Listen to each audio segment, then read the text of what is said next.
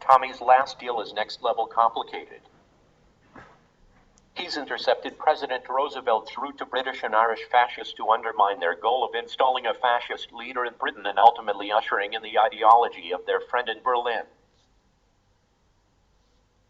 To do it, he's pretending to sell Churchill's secrets to Jack Nelson in exchange for a spurious opium deal that he's really doing with Nelson's Jewish enemies in order to unseat the kingpin from his Boston throne.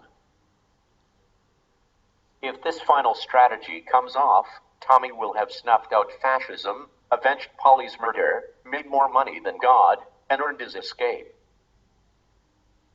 That is, if Michael Gray, a brain tumor or a gypsy curse don't kill him first. And seeing as Tommy's adopting a keep your friends close and your enemies in prison approach to Michael, the smart money's currently on the latter. Gypsy curses are real in Peaky Blinders. That's how Ruby could get the all clear from a doctor at the start of this episode and be coughing up blood and hearing voices by the end. The gray man with green eyes is coming for her and for her daddy, and Daddy knows exactly who she's talking about, a malevolent spirit in the form of the green-eyed Prussian soldier who was the first person Tommy ever killed, the same soldier Tommy wrestles with whenever he loses consciousness, and the same one he saw when he descended into an opium-induced sleep in Season 1. Whenever Tommy's mind is blasted by opiates, it takes him back to the tunnels in France, to the site of his original trauma. Why? Can Ism save Ruby from what afflicts her? Is Tommy past saving?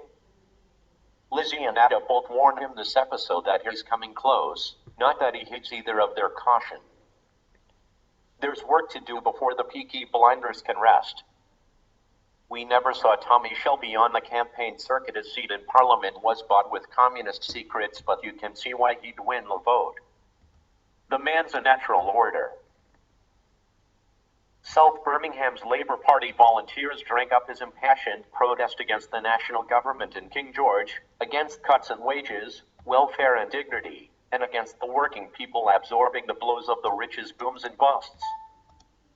A trade mission to America was it, Tom? I suppose that's exactly what it was.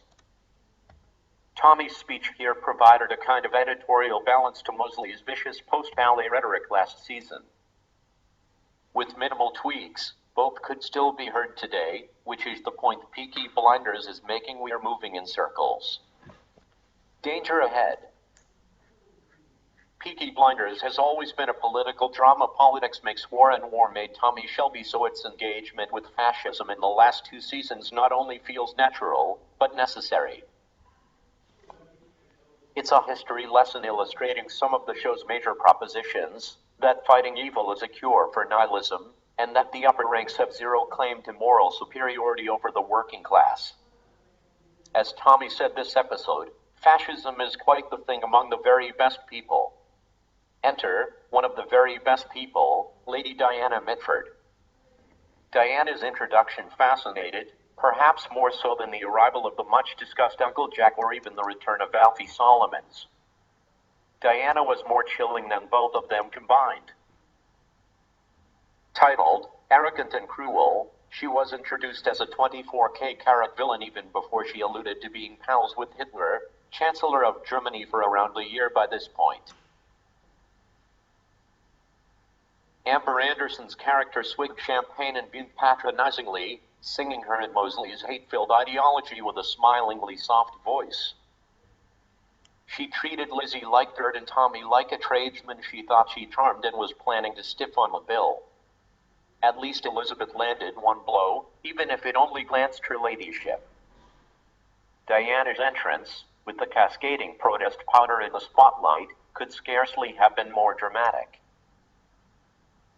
It was only pips per impact by Tommy's red-lit descent to Alfie's realm of the underworld, soundtracked by Nessun Dorma, and the speck of Jack Nelson in that vast, empty cathedral.